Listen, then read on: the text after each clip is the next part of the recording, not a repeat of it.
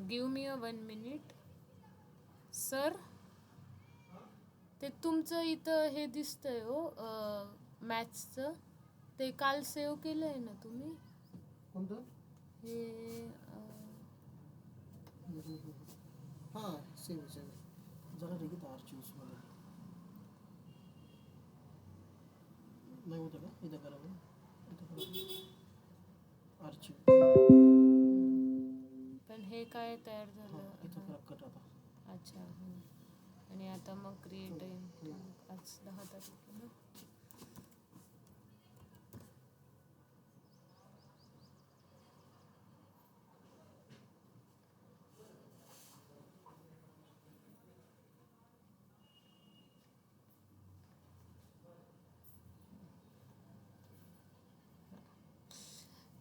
Okay, so बताओ बच्चों, कल के लेक्चर में हमने क्या देखा था? लास्ट लेक्चर में हमने देखा था मॉलिक्युलरिटी ऑफ द रिॲक्शन म्हणजे काय. त्यानंतर आपण कालच्या लेक्चरमध्ये बघितलं होतं की एलिमेंटरी रिॲक्शन म्हणजे काय. त्यानंतर आपण पाहिलं होतं कॉम्प्लेक्स रिॲक्शन म्हणजे काय. अँड देन लास्ट टॉपिक होता रिॲक्शन इंटरमिडिएट. रिॲक्शन इंटरमिडिएट म्हणजे काय हे सुद्धा आपण बघितलं होतं. We will take a revision of reaction intermediate. Reaction intermediate म्हणजे काय आपण ते पुन्हा एकदा बघूयात. Reaction intermediate. Okay, so give the heading reaction intermediate. Okay, reaction intermediate. Basically what is the reaction intermediate? बघा, अशी केमिकल स्पेसिस जी फर्स्ट स्टेपमध्ये काय होते, फॉर्म होते. फर्स्ट स्टेपमध्ये फॉर्म होते म्हणजेच फर्स्ट स्टेपमध्ये कुठल्या साईडला असणार आहे तर प्रोडक्ट साईडला असणार आहे. अँड नेक्स्ट स्टेपमध्ये नेक्स्ट कॉन्झिगेटिव्ह म्हणजे लगेच त्याच्यानंतरच्या लगेचच्या नेक्स्ट स्टेपमध्ये म्हणजे सेकंड स्टेपमध्ये काय होणार आहे, कन्झ्युम होणार आहे. कन्झ्युम होणारे म्हणजेच ती केमिकल स्पेसिस कुठल्या साईडला असणार आहे, रिएक्टेंट साइडला असणार आहे. ओके, फॉर एग्जाम्पल देखो बच्चे पार्टी, यहाँ पे मैंने लिखा A2 plus B, it gives C2 plus D. अब यहाँ पे D फॉर्म हो रहा है. यहाँ पे मैंने फिर से लिखा 2A2 plus D, it gives E. Okay, तो क्या हो गया, एक फर्स्ट स्टेप में डी फॉर्म हुआ है. इसका मतलब डी कौन से साइड पे है, बोलो बच्चे पार्टी, डी है प्रोडक्ट साइड में. आता डी कुठल्या साईडला असणार आहे, रिॲक्टंट साईडला. म्हणजेच डी काय झाला तुमचा, रिॲक्शन इंटरमिडिएट. ओके, डी काय असणार आहे, रिॲक्शन इंटरमिडिएट. कारण फर्स्ट स्टेपमध्ये फॉर्म होतोय अँड सेकंड स्टेपमध्ये काय होत आहे तर कन्झ्युम होत आहे. ह्याला आपण म्हणणार आहोत reaction intermediate. Got it, understood, very easy and simple definition. असा केमिकल स्पेसिस जो फर्स्ट स्टेपमध्ये फॉर्म होतोय, फर्स्ट स्टेपमध्ये जो प्रोडक्ट साईडला आहे अँड सेकंड स्टेपमध्ये तो रिॲक्टंट साईडला असणार आहे, त्या केमिकल स्पेसिसला आपण काय म्हणणार आहोत, रिॲक्शन इंटरमिडिएट. अंडरस्टूड, बताओ मुझे, चलो. Got it, yes yes, very nice, good, सबको समझ में आ रहा है. 18 participants are there. Okay. Yes. Next आता आपल्याला बघायचं आहे महत्त्वाचा topic, very very important, integrated rate law. Okay, so integrated rate law. आता इंटिग्रेटेड रेट लॉचे तुम्हाला 2 डेरिवेशन्स आहेत. ओके, 4 मार्क्सवरून इथून क्वेश्चन येतो. इंटिग्रेटेड रेट लॉवरून 4 मार्क्सचे क्वेश्चन्स आहेत. पहिला असणार आहे integrated rate law for a 0 order reaction. 0 order रिॲक्शनसाठी इंटिग्रेटेड रेट लॉ डिराईव्ह करायचा आहे. किंवा सेकंड क्वेश्चन येतो फर्स्ट ऑर्डरसाठी इंटिग्रेटेड रेट लॉ डिराईव्ह करा. ओके, सो आता आपण बघणार आहोत की integrated rate law for a 0 order reaction. 0 ऑर्डरसाठी आपल्याला काय करायचं आहे, integrated rate law find out करायचा आहे. आता नावातच आहे बघा integrated rate law. We already know about rate law. Rate लॉबद्दल आपल्याला माहिती आहे, आपण रेट लॉ शिकलेलो आहोत. आय होप तुम्हा सगळ्यांना रेट लॉ आठवत असेल. रेट लॉ काय सांगत असतं, rate of reaction is directly proportional to concentration of reactant raise to their powers. Okay, पॉवर्सला सुद्धा काय असणार आहे, प्रपोर्शनल असणार आहे. त्याला आपण म्हणतो रेट लॉ. आता रेट लॉच्या इक्वेशनला आपल्याला काय करायचं आहे, इंटिग्रेट करायचं आहे आणि मग आपल्याला काय मिळणार आहे, इंटिग्रेटेड रेट लॉचं इक्वेशन मिळणार आहे. So what we are going to do, integrated rate law. But for which order, integrated rate law for zero order reaction. पहिल्यांदा आपण झिरो ऑर्डर ऑफ रिॲक्शनचं एक्झाम्पल घेणार आहोत, झिरो ऑर्डरचं डेरिवेशन डिराईव्ह करणार आहोत. So integrated rate law for a zero order reaction. This is our heading of today's lecture. आता बघा मी काय करते, कशा स्टेप्स लिखती है, you just have to observe end understands. Okay, चलो सबसे पहले हम रिएक्शन लेंगे. हवर simple reaction A to P. A is reactant, P is the product. आता मी काय करणार, कन्सिडर, सपोज इथं लिहिलं consider reaction, consider zero order reaction. कारण आपण इंटिग्रेटेड लॉ कुणासाठी बनवतोय, झिरो ऑर्डरसाठी डिराईव्ह करतोय. मग कन्सिडर झिरो ऑर्डर रिॲक्शन, एक हायपोथेटिकल रिॲक्शनच तुम्हाला कन्सिडर करायची आहे. ओके, कुठली कन्सिडर केली आपण, A to P. एचा कोइफिशियंट किती आहे, 1. मग आता आपण पेपरला सुद्धा तिथे 1च लिहायचं, इथे 2, 3, 4, 5 असे नंबर्स लिहायचे नाही. That will make your derivation wrong. त्याच्यामुळे तुमचं डेरिवेशन चुकू शकतं. आपण हे डेरिवेशन युनिमॉलिक्युलर रिॲक्शनसाठी डिराईव्ह करतोय. युनिमॉलिक्युलर रिॲक्शन म्हणजे काय, अशी रिॲक्शन ज्याच्यामध्ये एकच मॉलिक्यूल इन्व्हॉल्व असणार आहे. सो हे झालं झिरो ऑर्डर रिॲक्शनचं एक एक्झाम्पल. आता मी पहिल्या स्टेपमध्ये लिहितीये रेटचं इक्वेशन. मी तुम्हाला केमिकल कायनेटिक्सच्या एकदम फर्स्ट सेकंड लेक्चरमध्येच रेटचं इक्वेशन कसं लिहायचं ते शिकवलं होतं. रेटचं इक्वेशन मला लिहायचं आहे रिॲक्टंटच्या टर्म्समध्ये. मग रिॲक्टंटच्या पुढे कुठलं साईन देत असतो आपण, प्लस का मायनस, बोलो बच्चे कंपनी, माइक ऑन कर रही हूँ. रिॲक्टंटच्या टर्म्समध्ये रेट लिहायचा आहे, प्लस साईन देणार का minus, minus. Yes, very good, correct. रिॲक्टंटच्या टर्म्समध्ये आपण काय करत असतो, मायनस साईन देत असतो. मायनस साईन आपण तिथे पुट करणार. ओके, मग आपण काय लिहितोय बघा, rate is equal to minus, आता एचा कोइफिशियंट आहे 1, 1चा रेसिप्रोकल घेतला तरी 1, so no need to write down, minus D in bracket concentration of A upon D T. एच्या टर्म्समध्ये आपण रेट लॉ लिहिला. हे झालं आपलं इक्वेशन 1. आता आपण काय करणार आहोत, आपण रेट लॉ नुसार इक्वेशन लिहिणार आहोत. अकॉर्डिंग टू रेट लॉमध्ये कुठली टर्म येत असती सांगा. रेट लॉमध्ये आपण काय लिहिणार, रेट लॉमध्ये आपण लिहित असतो रेट कॉन्स्टंट. मग rate constant, rate is equal to rate constant into concentration of reactant raise to their power. आता ही पॉवर काय ठेवणार, बच्चे कंपनी देखो सोचो, यहाँ पे क्या लिखा है हमने, जीरो ऑर्डर रिएक्शन लिखी है, तो हम पावर क्या रखेंगे, जीरो रखेंगे. तो ए रेस टू क्या लिखना होगा, आपको जीरो लिखना होगा. अंडरस्टूड, हे कळालंय सगळ्यांना. अकॉर्डिंग टू रेट लॉ, इकडे मी रफमध्ये लिहिते.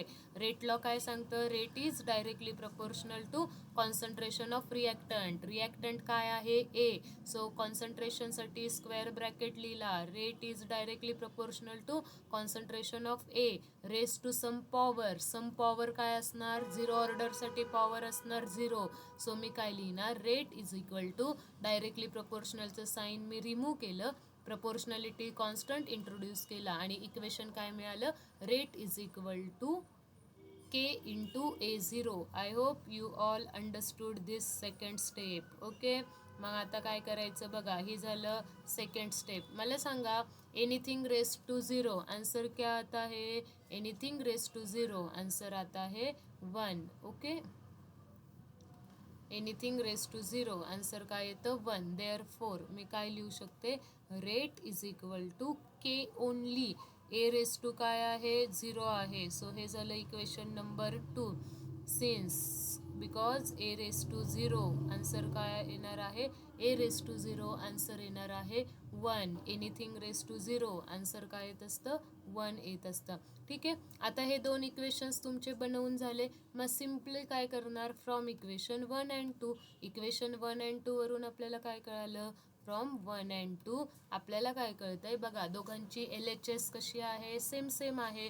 जर LHS सेम असेल तर त्यांची RHS पण कशी असणार आहे, इक्वल असणार आहे. किंवा RHSला पण आपण काय करू शकतो बच्चे कंपनी, इक्वेट करू शकतो. इकडे पण LHS मध्ये काय आहे, रेट आहे. इकडे पण LHS मध्ये काय आहे, रेट आहे. सो दोन्ही साईडला रेट आहे, तर आपण त्यांची काय करू शकतो, RHS इक्वल करू शकतो, इक्वेट करू शकतो. सो आपण काय लिहू शकतो, -dA/dt is equal to K. Okay, understood this step. -dA/dt is equal to क्या लिखोगे, इज इक्वल टू लिखोगे K. यहाँ तक किसी को कुछ डाउट है, बोलो जल्दी, मुझे थम करके बता सकते हो आप. अगर किसी को डाउट है तो आप आपका हैंड भी रेज कर सकते हैं. क्लियर, यहाँ तक सबको क्लियर है? यस, मानसीला क्लियर है, तनुजाला क्लियर है, वालेकर, अशोक, ओके, ठीक है. ठीक आहे, अब हम देखते हैं नेक्स्ट स्टेप. नेक्स्ट स्टेपमध्ये काय करायचं आहे, व्हेरी सिम्पल. पहिल्यांदा दोन्ही रेटचे इक्वेशन लिहून घेतले. एनिथिंग रेस टू 0 आन्सर 1 येतं. त्याच्यामुळे मग आपल्याला हे एक नवीन इक्वेशन मिळालं. 1 and 2ला इक्वेट केलं.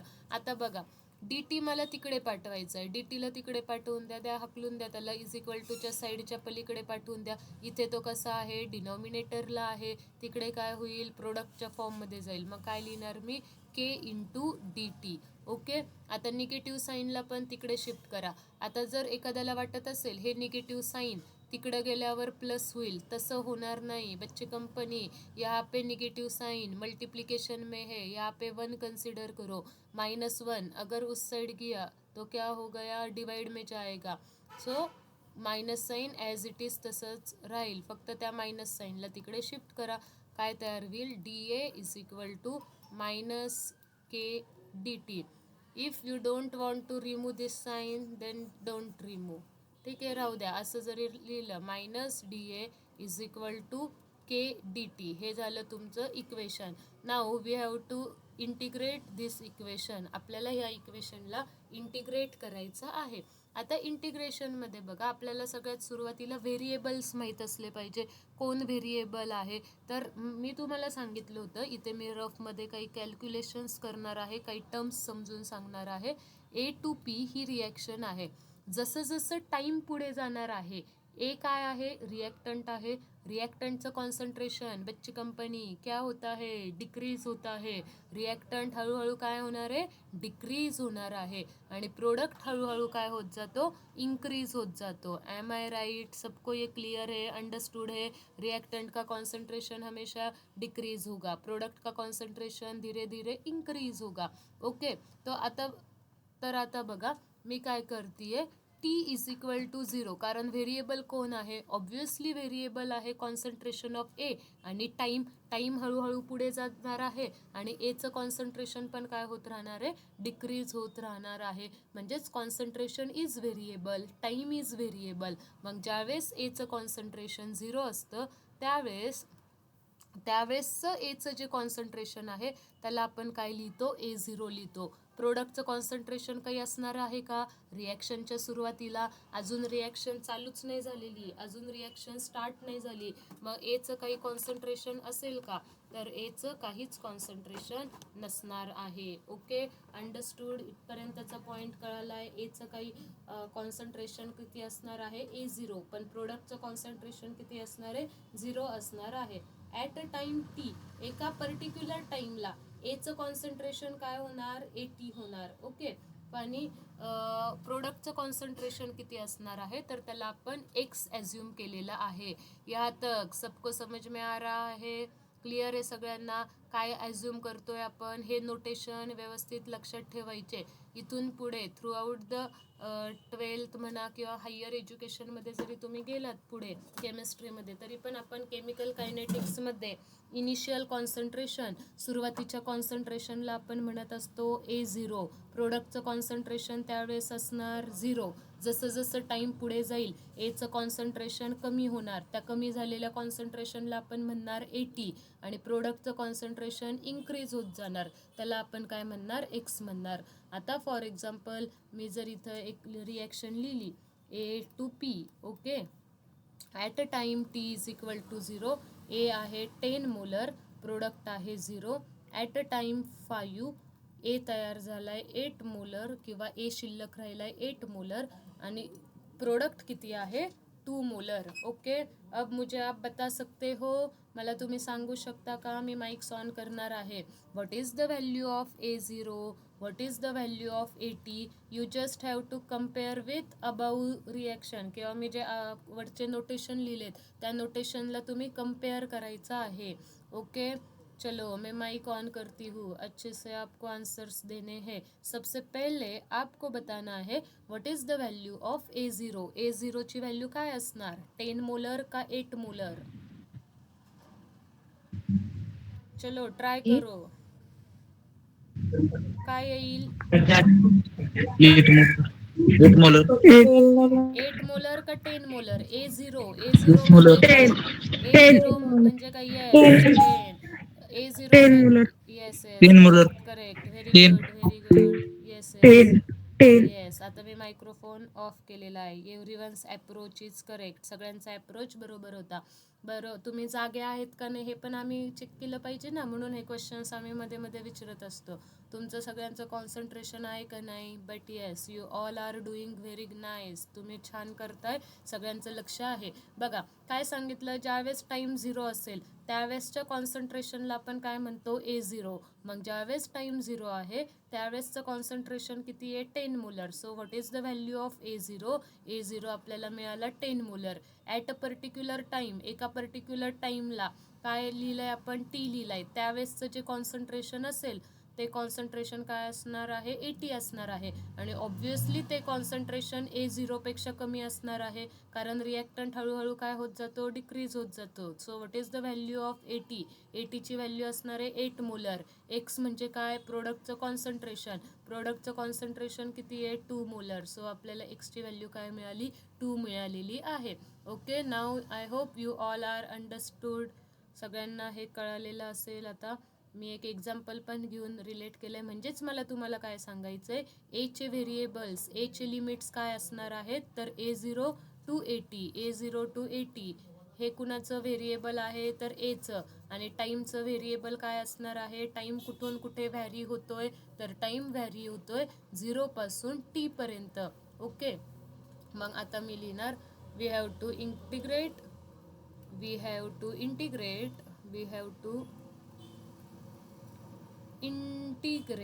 above equation. For that limits are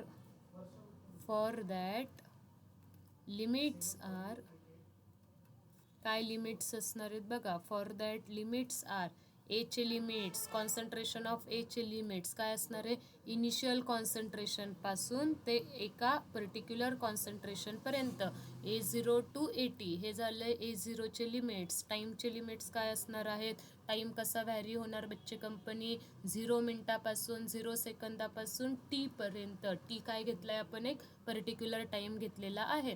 now we are ready to integrate the above equation. Okay, यहाँ पे और अच्छे से और क्लियरली हम क्या लिख सकते हैं, we have to integrate above equation number 3. Equation number 3 हमें इंटीग्रेट करना है. ओके, चलो इंटीग्रेट करेंगे. इंटीग्रेशन में माइनस साइन बाहर ही रखेंगे. Minus of integration of DA is equal to, आता बघा इथे इज इक्वल टूचं साईन आहे यामध्ये. हां, आता कॉन्स्टंट के काय आहे, कॉन्स्टंटला पण बाहेर ठेवायचं. Integration of DT. ओके, आता इंटिग्रेशनसाठी आपल्याला लिमिट्स पुट करायचे. आता ज्यावेळेस टाईम 0 आहे, खाली लोअर लिमिट लिहायचं. 0 टाईमपासून कुठे जाणार आहे आपण, at a particular time T. इथून कळतंय 0 टाईमपासून एका पर्टिक्युलर टाईमकडे जाणार आहे. मग ज्यावेळेस 0 टाईम होता त्यावेळेस एचं कॉन्सन्ट्रेशनला आपण काय म्हणणार, A0 म्हणणार. आणि एका पर्टिक्युलर टाईमच्या वेळेसच्या कॉन्सन्ट्रेशनला आपण काय म्हणणार, AT म्हणणार. इथपर्यंत कुणाला काही डाऊट्स आहेत, कळालंय इथपर्यंत सगळ्यांना आम्ही लिमिट्स कसे लिहिलेत.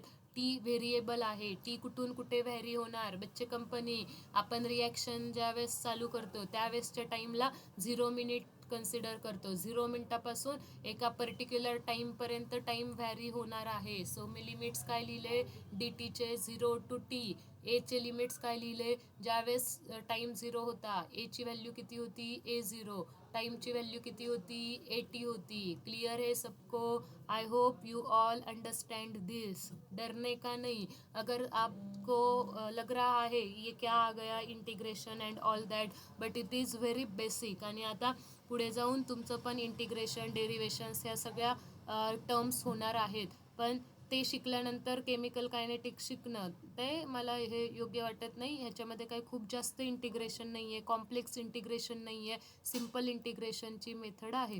सो मी हे घेत आहे आत्ताच. मी तुम्हाला स्टेप्ससुद्धा व्यवस्थित सांगितलेल्या आहेत. क्लियर आहे इथपर्यंत सगळ्यांना?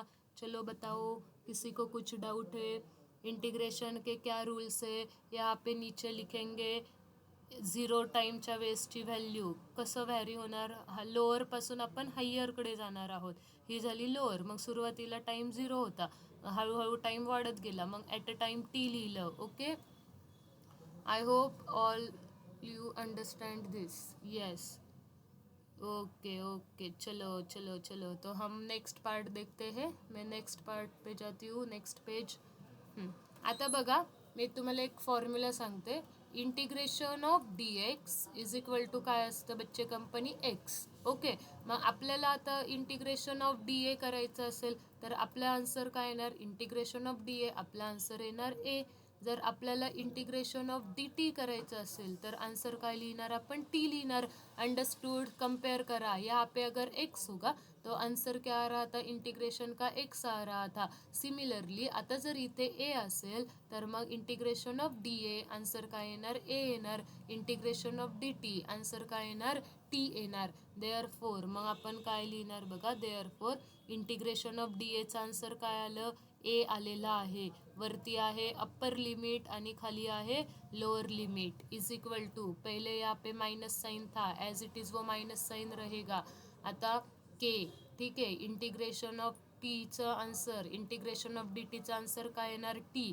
टीचे लिमिट्स होते 0 टू टी. आता लिमिट्स कसे पुट करायचे, तर higher limit minus lower limit, minus sign as it is. एच्या ठिकाणी काय ठेवायचं, एटी ठेवायचं. ओके, त्याच्यानंतर हायर लिमिट ठेवलं, लोअर लिमिट सबस्ट्रॅक्ट करायचं, एटी मायनस A0.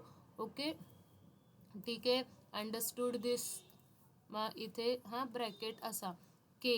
आता बघा, टीच्या ठिकाणी अप्पर लिमिट टी ठेवलं, minus lower limit T minus 0. Okay, क्या मिलेगा, minus AT minus minus plus A0 is equal to K T. T minus 0 क्या आंसर आएगा, टी आएगा. मल्टीप्लाई करेंगे रेट कांस्टेंट से, सो क्या हो जाएगा, के टी. ओके, थोड़ा ये अच्छे से लिखो, ये अच्छा नहीं दिख रहा है ना, देखो ना माइनस साइन पहले आ रहा है फिर प्लस आ रहा है, तो हम क्या लिख सकते हैं, A0 minus AT is equal to K T. Okay, I hope you understand. Therefore K is equal to क्या लिखोगे, A0 minus AT divide by T. Okay, हा जो टाईम आहे त्या टाईमला इकडे पाठवून द्या, हाकलून द्या, बाहेर काढा बाहेर काढा. काय होईल मग, इथे प्रोडक्ट आहे, खाली गेल्यावर तिकडे डिवाइडमध्ये जाईल. ओके, क्लिअर आहे. ह्यालाच आपण काय म्हणतो, integrated rate law for 0 order reaction. हेच तुमचं कशाचं इक्वेशन आहे, इंटिग्रेटेड रेट लॉचं इक्वेशन आहे. क्लियर है डेरिवेशन सगळ्यांना? किसी को कुछ डाउट है, यहाँ से फिर से बताना है. देखो मैं फिर से बता रही हूँ. बघा, इंटिग्रेशन ऑफ डी एक्सचं आन्सर येतं एक्स. मग हेच कम्पेअर करायचं. आपल्याला होतं इंटिग्रेशन ऑफ डी ए, तर मग त्या इंटिग्रेशन ऑफ डी एचं आन्सर काय आलं, ए आलं. इंटिग्रेशन ऑफ डी टीचं आन्सर काय येणार आहे, टी येणार आहे. इथे एक्स असल्यावर इथे एक्स येत होता, इथे ए आहे म्हटल्यावर इथे ए लिहायचा, इथे टी आहे म्हटल्यावर इथं टी लिहायचा. मग काय केलं आपण, upper limit minus lower limit, एच्या ठिकाणी अप्पर लिमिट ठेवलं, मग अप्पर लिमिट काय आहे, एटी आहे. लोअर लिमिट काय आहे, A0 आहे. मग AT minus A0 is equal to K. टीच्या ठिकाणी टीचं upper limit that is T minus 0. आणि मग पुढे रिअरेंजमेंट केलेली आहे. क्लियर है सबको? बताओ अब. यस, ओके ओके, ठीक है. सो आपका आज का homework, you have to write down this derivation 2 times. Okay, हा आपला खूप इम्पॉर्टंट क्वेश्चन आहे आणि रोजच्या रोज होमवर्क करत चला, एक हॅबिट डेव्हलप होते. And your habits are going to make you successful. तुमच्या हॅबिट्स तुम्हाला सक्सेसफुल बनवणार आहे. सो रोजचा होमवर्क रोज करायची सवय लावायची. कधीच जास्त मग तुम्हाला लोड आल्यासारखं वाटणार नाही. तुम्हाला लोड येणारच नाही रोजचा अभ्यास रोज केला तर. ओके, सो बघा आता आपण काय करणार आहोत. हे डेरिवेशन 2 टाइम्स तुम्हाला लिहून पाठवायचं आहे. होमवर्क रेणुका मॅम लिहिणार होते मी, but no need to write down. Homework काय आहे, 2 times rewrite the derivation. 2 times rewrite करणं. आता पहिल्यांदा डेरिवेशन तुम्ही काय करा, हवं तर आत्ता तुम्ही लर्न केलेत, शिकला आहात. मग आता एकदा लेक्चर झाल्यावर, सगळे लेक्चर झाल्यावर पुन्हा एकदा डेरिवेशनच्या स्टेप्स बघा. पहिल्यांदा डेरिवेशन न बघता लिहा. कसं न बघता लिहिणार की स्टेप्स लक्षात ठेवणार. आता वाटलंच तर फॉर एक्झाम्पल मी इकडे स्टेप्स पण लिहिते.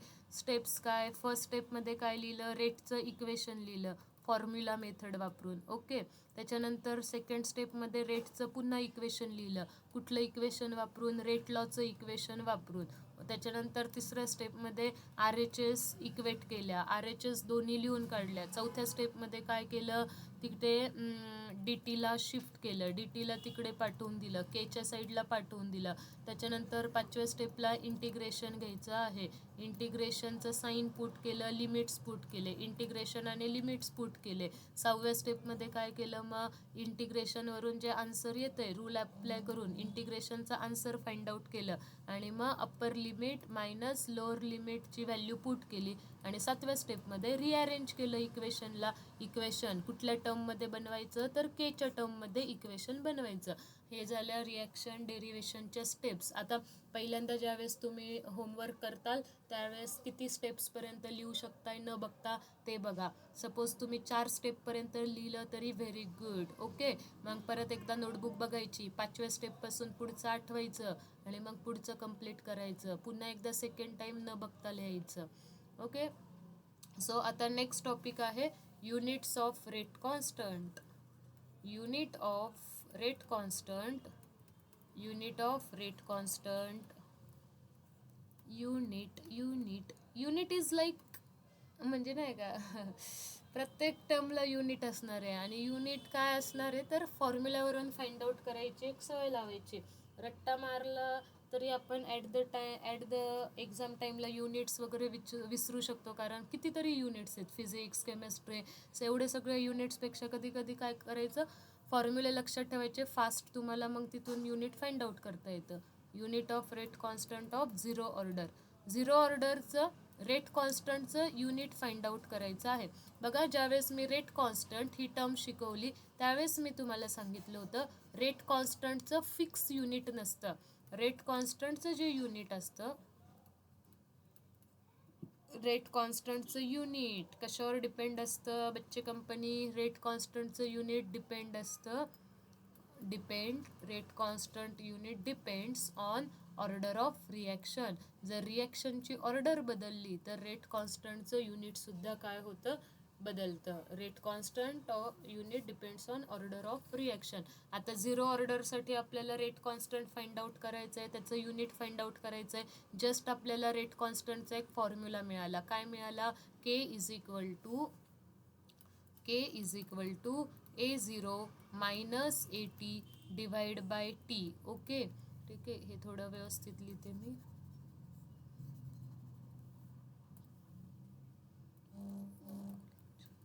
A0 minus AT divide by T. Okay, आत्ता मला जरा विचार करून सांगू शकता का, A0 मायनस AT म्हणजे ही कुठली टर्म आहे, कॉन्सन्ट्रेशनची आहे का कसली टर्म आहे? म्हणू शकतो का आपण ह्या कॉन्सन्ट्रेशनच्या टर्म्स आहेत?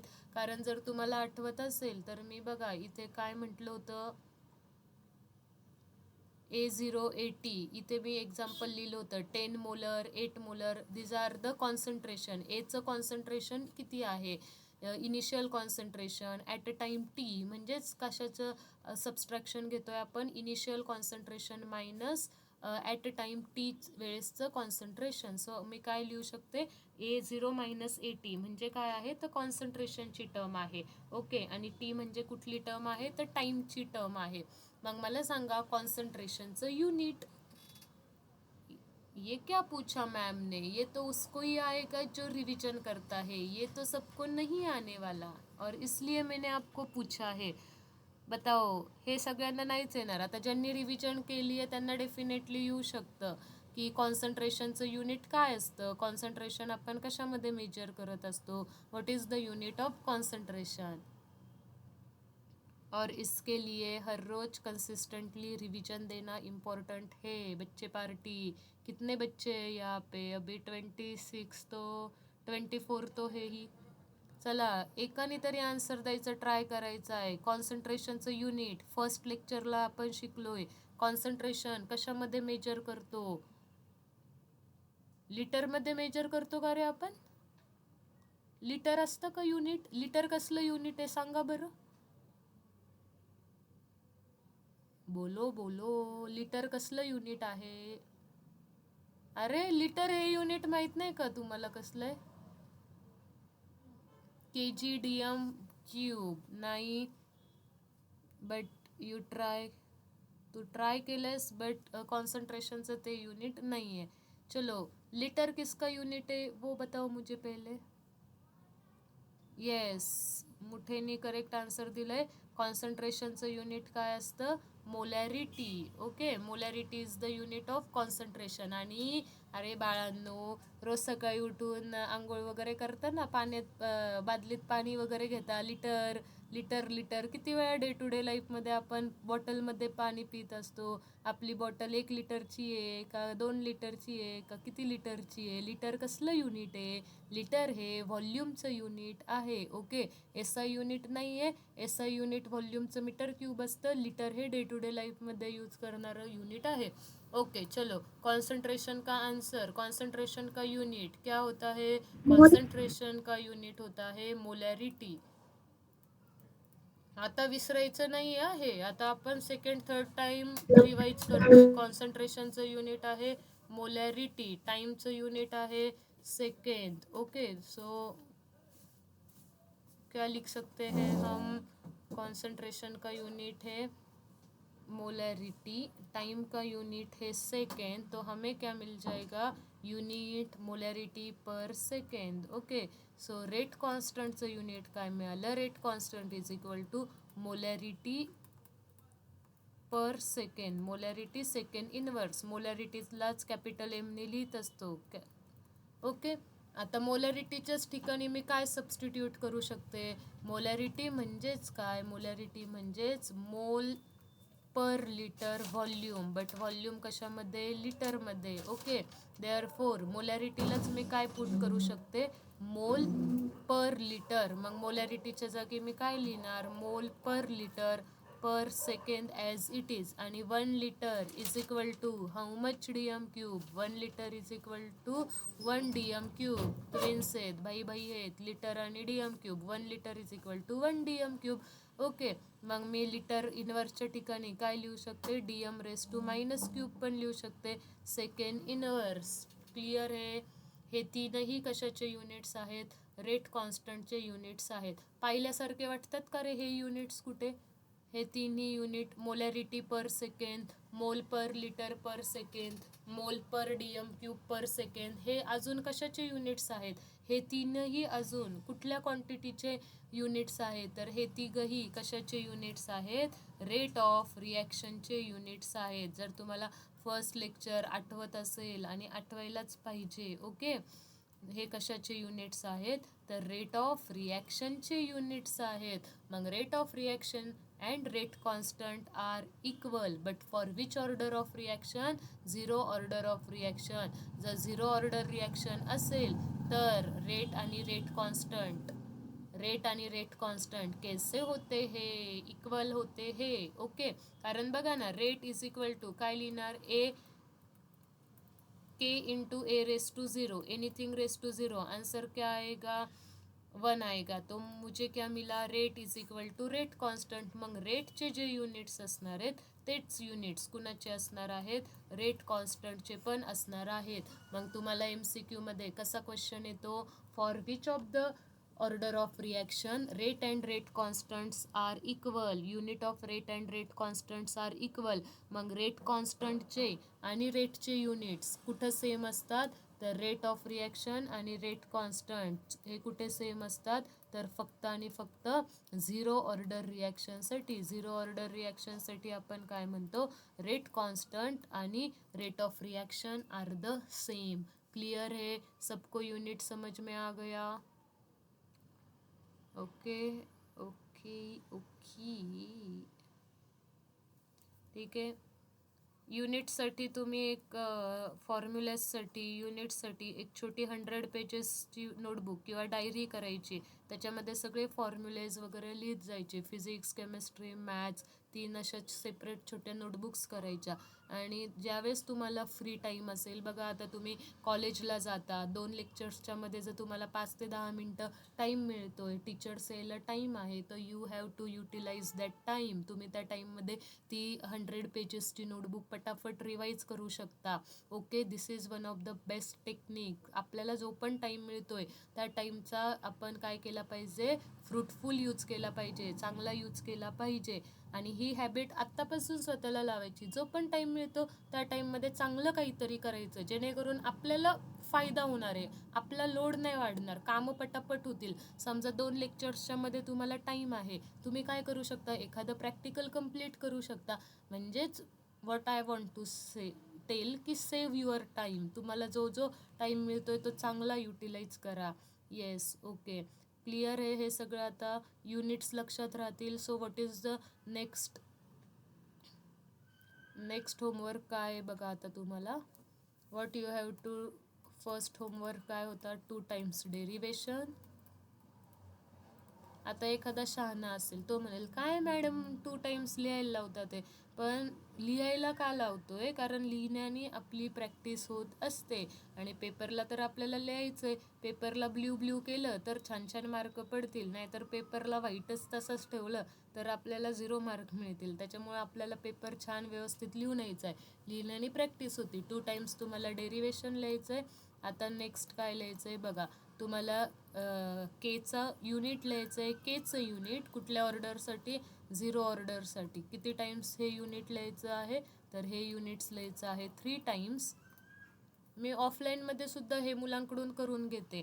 आणि तुम्हाला हा फॉर्म्युला 5 टाइम्स लिहायचा आहे. K is equal to A0 minus AT divide by T. ये फॉर्मूला आपको लिखना है 5 times in your notebook. Okay, so आता मला पुढची कन्सेप्ट सांगायची आहे, हाफ लाईफ पिरियड.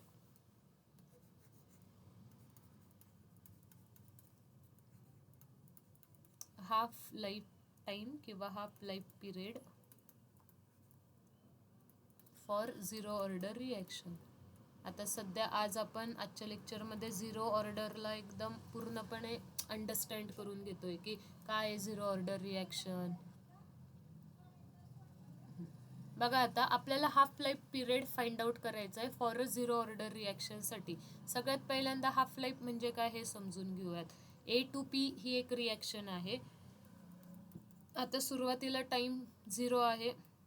मी एचं कॉन्सन्ट्रेशन घेतलंय 10 मोलर.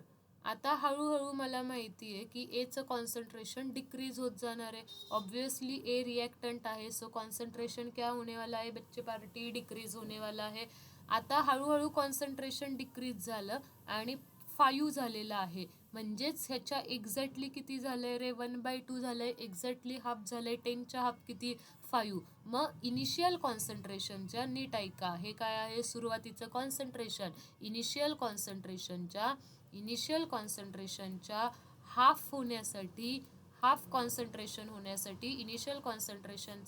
हाफ कॉन्सन्ट्रेशन होण्यासाठी कितना टाइम लगा, उसको हम क्या बोलते हैं? हाफ लाईफ पिरियड बोलते हैं. इनिशियल कॉन्सन्ट्रेशनच्या एक्झॅक्टली हाफ कॉन्सन्ट्रेशन राहण्यासाठी किती टाइम लागतोय त्याला आपण काय म्हणतो? हाफ लाईफ टाईम म्हणतो. ह्यालाच आपण अजून काय म्हणू शकतो? 50% कम्प्लिशन टाईम. रिॲक्शन 50% कम्प्लीट झाली आहे. रिॲक्शन आता सपोज ए आहे, इकडे पी आहे.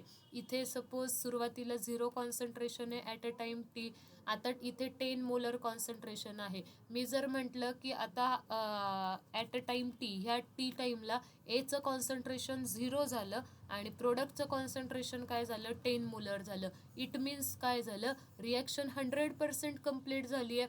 हा जो टाईम आहे टी, ह्या टाईमला रिॲक्शन 100% कंप्लीट झाली आहे, कारण सगळ्याच्या सगळा रिॲक्टंट कशात कन्वर्ट झाला आहे, all reactant is converted into product, so it is known as complete reaction, completion of the reaction. मग ह्याच्या हाफ म्हणजे काय, सपोज आता इथे 10 मोलर होतं, 10 मोलरमधलं हाफ कन्वर्ट झालं प्रोडक्टमध्ये, मग 10च्या हाफ किती, 5 मोलर कॉन्सन्ट्रेशन कन्वर्ट झालं आहे प्रोडक्टमध्ये आणि रिमेनिंग खाली किती शिल्लक राहिले 5 मोलर. मग हे होण्यासाठी किती टाईम लागला, ह्याला आपण काय म्हणतो, टी हाफ म्हणतो. Okay, understood. हाफ लाईफ कळालं आहे काय आहे, इनिशियल कॉन्सन्ट्रेशनच्या हाफ होण्यासाठी जेवढा टाईम लागतोय त्या कॉन्सन्ट्रेशनला आपण काय म्हणतोय, हाफ लाईफ टाईम म्हणतोय. अंडरस्टूड, हे कळालं आहे सगळ्यांना.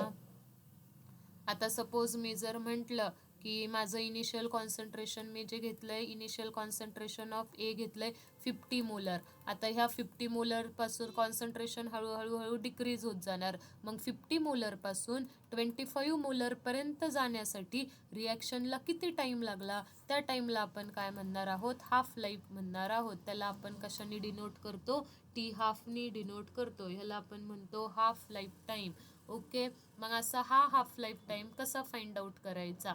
मग हाफ लाईफ टाईम कसा फाइंड आउट करायचा बघा, रेट कॉन्स्टंट आहे 0 ऑर्डरचं equation, rate constant is equal to A0 minus AT divide by T.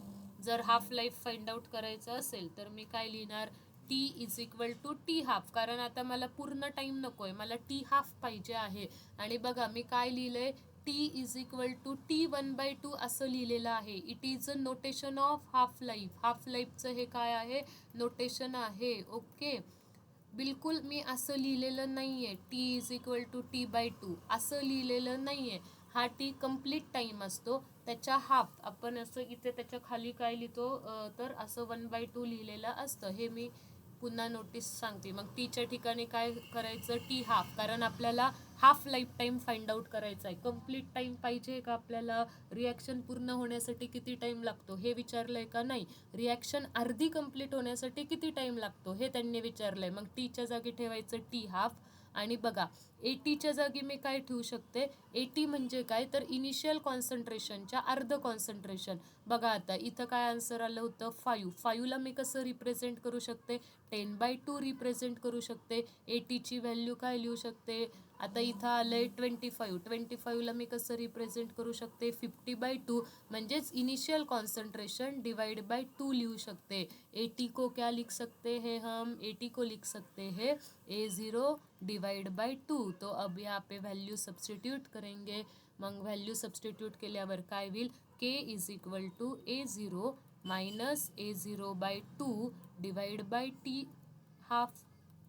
Okay, T half is just a notation, हे नोटेशन आहे, नाही तर हा 1/2 वरती वगैरे पाठवायचं वगैरे असं एक्स्ट्रा लॉजिक काहीच लावायचं नाही आहे. ठीक आहे, मग आता इथे काय शिल्लक राहील, A0 मायनस A/2 काय राहील, A0/2 शिल्लक राहील.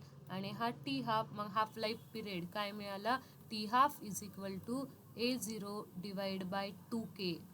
ओके, जर आपल्याला के माहीत असेल, इनिशियल कॉन्सन्ट्रेशन माहीत असेल, तर आपण रिॲक्शन अर्धी कंप्लीट होण्यासाठी किती टाईम लागेल हे सांगू शकतो. This is your another important formula, T half is equal to A0 divide by 2K. Understood, सबको ये फॉर्म्युला क्लिअर है. कधी पण हाफ लाईफ कशी फाइंड आउट करायची असं क्वेश्चन जर कोणी विचारलं तर त्यांना सिम्पली सांगायचं, रेट कॉन्स्टंटच्या इक्वेशनमध्ये टीच्या जागी काय पुट करायचं, टी हाफ पुट करायचं आणि ATच्या जागी काय पुट करायचं, A0/2 पुट करायचं. तुम्हाला काय मिळून जाणार, हाफ लाईफ मिळून जाणार. ओके, क्लिअर आहे सगळ्यांना. Let me know, let me check. Yes, okay,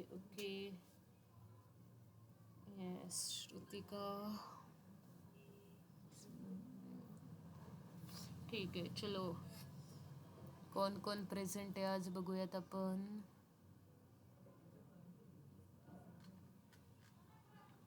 अक्षय शितोळे, अनिल अंजली, स्नेहा उदावंत, साक्षी शेळके, मानसी, नेहा उगले, प्रतीक्षा गुंजाळ, रोहिणी, सागर। ओके ओके साक्षी। देखो बच्चे, पार्टी में फिर से आपको वही बता रही हूँ, आजच तुम्ही जर लेक्चर जॉईन केलं असेल तर आपल्या ऑनलाईनच्या ग्रुपला जॉईन व्हा, ऑनलाईनच्या ग्रुपला पण ॲक्टिव्ह राहा. प्रत्येक फॅकल्टी सायन्स एज्युकेशन फन नावाचा जो ग्रुप आहे त्या ग्रुपवर 1 मिनिट व्हिडिओज आपण सेंड करत असतो. आता हा मॅथचा वीक आहे, सो मॅथच्या वीकमध्ये पण मॅथचे सर तुम्हाला 3 व्हिडिओज पाठवणार आहेत, त्याच्यावर तुमची मिनी टेस्ट पण होणार आहे. सो ते पण जे व्हिडिओज अपलोड करतात ते टीचर्स तुमच्यासाठी एफर्ट घेऊन 1 मिनिटमध्ये व्हिडिओ बनवतात आहे. म्हणजे it is like a challenging ना, 1 मिनिटामध्ये आम्हाला तुम्हाला सोप्या भाषेत एखादी कन्सेप्ट समजून सांगायची आहे. So it is very challenging आणि आम्ही ते चॅलेंज ॲक्सेप्ट केलं आहे. थ्रू आऊट द 1 इयर आम्ही ते करणार आहोत. सो तुम्हाला त्याला एकदम छान व्यवस्थित रिस्पॉन्स द्यायचा आहे. यूट्यूब, इंस्टाग्रामला पण तुम्ही सक्सेस सायन्स अकॅडमीला फॉलो करा, तिथेही तुम्हाला एज्युकेशनचा कंटेंट मिळणार आहे आणि बेस्टमधला बेस्ट कंटेंट आपण देत आहोत. सो हा जो प्लॅटफॉर्म आहे हा मॅक्झिमम स्टुडंटपर्यंत पोहोचवा. ओके, आज का होमवर्क आपको पूरा कंप्लीट करना है and I believe in you, I trust in you. तुम्ही तो होमवर्क करताल आणि बघूयात किती जण मला फोटो पाठवतात.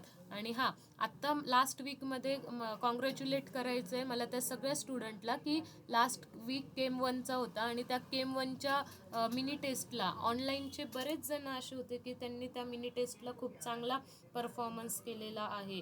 म्हणजे I would like to take the name of all that students, online बॅचचे जे पण स्टुडंट आहेत.